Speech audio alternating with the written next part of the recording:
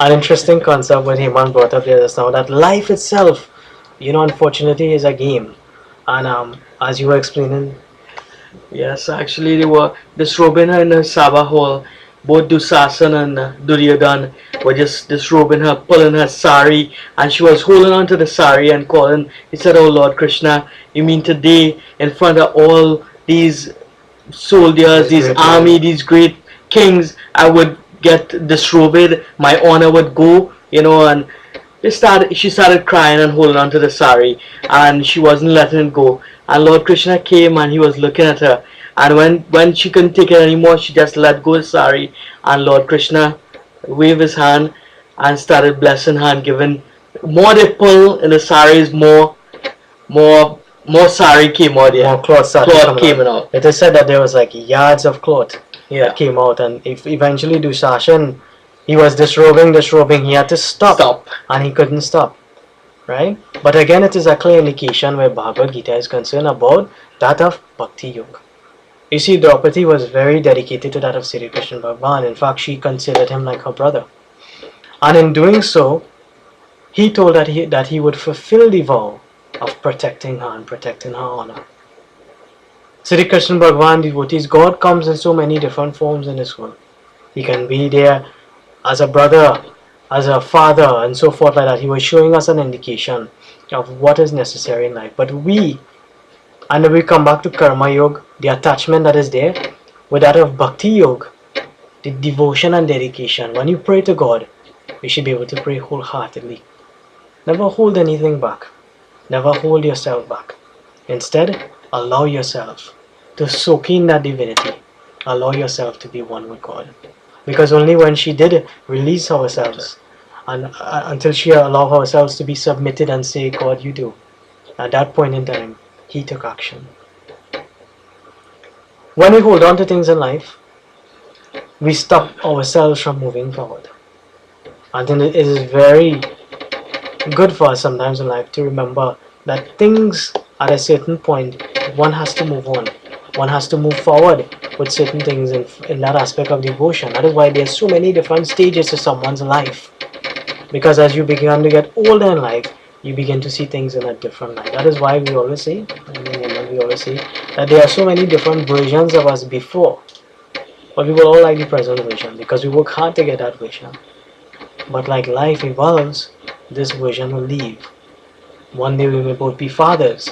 We will understand the importance of rearing a child and bringing a child in society. And we'll understand the things that our parents told us about. Right? Right now it's theory, but until you get to that practical part of life, you don't understand. So Sri Krishna Bhagavan again in Bhagavad Gita is giving Arjuna the indication about Bhakti Yoga, Karma Yoga, and then he comes to Gyan Yoga.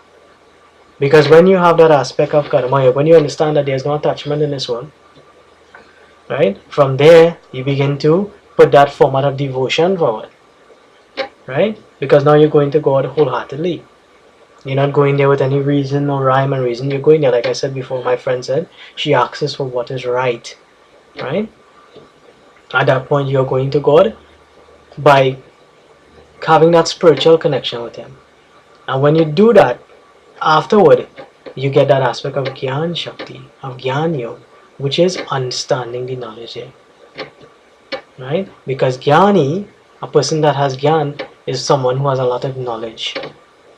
And when you have knowledge, you are able to decipher. So to the soul that is inside the body, first the soul will get attached to these things that are there. We cannot allow it to be attached to things like that too. Right? Because then the want is there and we forget everything else. Right? But if you take that away from the soul and you allow the soul to find devotion, and devotion is very practical today. Like both me and Hemant, we pray to our mother and father because to us they are a format of gods too as well. So by doing that, that is why I always say religion has the greatest religion in this world is love. When you have love in this world, you have everything. Because you are protected by love. And love doesn't mean that sometimes it is important to love yourself. Sri Krishna Bhagavan always explains to this world today that it's important to love yourself. Because when you love yourself, you will always have love for others. So he explained to Arjun in a nutshell about the three aspects of yoga that is there in the Bhagavad Gita: Karma Yoga, Bhakti Yoga, and Gyan Yoga. And Gyan Yoga is important that we continue to be enlightened in this world today, because there's so many different things that can stop the enlightenment. There's so many different things that can stay us away from our path. It's important that we remember these things to move ahead in life. So as the Ashtami comes, it is important that we also remember the necessary things that are there so that we can conduct our puja in the right way. Hmm? It is very appropriate, I think, you would say at 12 o'clock at night. Yeah. Is when we would do the puja at that time, because Lord Krishna was born at that appropriate time in the night, and it was at that time when his father Vasudev took him across the Yamuna to that of Nanda, and during that time it is very auspicious, because at that time is also the right time where God is concerned of making your petition. Timing is very appropriate in life too. And if many of us who will go to the mandirs and so forth, sometimes it may close at a certain time, but if you can do it home at 12, we recommend that as well. And for Lord Krishna, the parasad is not very difficult. You can offer sweet rice along with fruits. He always favors sweet rice, because his blessing to you is so sweet that you need to offer that of sweet rice to him. Right? And also as well too, you can always chant Om Namo Bhagavate Vasudevaya. Right? That is a mantra to that of Lord Vishnu Bhagwan, but you are also enchanting that of Shri Krishna Bhagwan. It's really simple. You go, if you go into the mandir, whatever you recommend, you get your prasad ready. Some fruits if you can make the sweet rice, and also try and keep the fast all day with no salt. Right, that is very good too, as you said. Take a shower.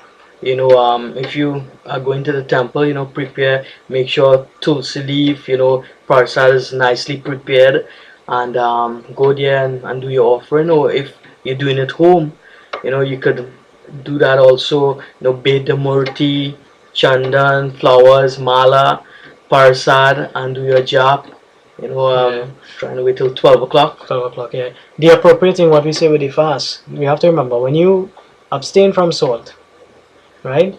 It is a way of the practices that we preached just now. The karma yoga, you're not attaching yourself to food, right? So you're not attaching yourself to salt, right? In doing that, you're doing the devotion. And after doing that part, so you're doing the karma yoga there, you're doing the bhakti yoga there, and then after you sit there and you offer your prasad, you come and you do your aspect of puja to Lord Krishna, you will have the Gyan Yoga, because by doing that, you will become enlightened after the experience. You see, we always tell society today that puja is not just about putting our flowers there or putting things there. Puja is about connecting with God. Puja is about connecting with yourself. And only when you do that, you understand the worth and the value of it. Right? So remember that you keep the fast. Remember that you prepare yourself properly. As well as fasting properly beforehand, the couple days beforehand, before you go there to the temple and all that. We always advise at least 3 full days before, or longer. We always would say longer, right? Before you go and you do that aspect of puja. And as Hemant said, you get your tulsi, you get your tariya. If you have your family members, we always advise you go with your family members as well too. The mothers in the family or the fathers in the family, take your children and lead them in the right direction. It is important that we do this for our society to continue to grow. It is important that we do this so our children is aware of what we are doing here, right? Because our religion, our identity, who we are, what we are, these are things that are priceless in life today that we cannot lose. Instead, it needs to be taken to another level. 10 years ago, I don't think anybody would have expected to be able to get kathas like this on Facebook or on YouTube or where not. But here we are providing it, because we are catering to a certain society or people who are unable to maybe get to the temple, or who are unable to, because of life and work and so forth like that. We understand the difficulties that are there. So the purpose of Gyan Shakti is to promote Gyan, to promote knowledge, but to promote it anyway. Because nowadays things that like the iPhone, the smartphones, your laptop, your iPad and so forth, there's no excuse not to tune in and to hear about the greatness of God. Yeah. right him? So on Tuesday, make your proper dedication. Go there, go with a clean heart, go in front of that great Lord. Ask him. But as I said, he will give you what is necessary for you. Ask for yourself to find peace with yourself. Because of life today, many of us, we tend to get lost in this reality that is here. But when you go to God, go to him as yourself. Because remember, he can see everything that is there. Hmm? You know, I read an interesting thing the other day. The question is always asked, why did Devika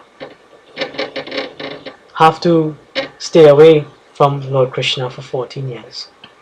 And it is said that Devika, in her previous life, was known as Kekahi.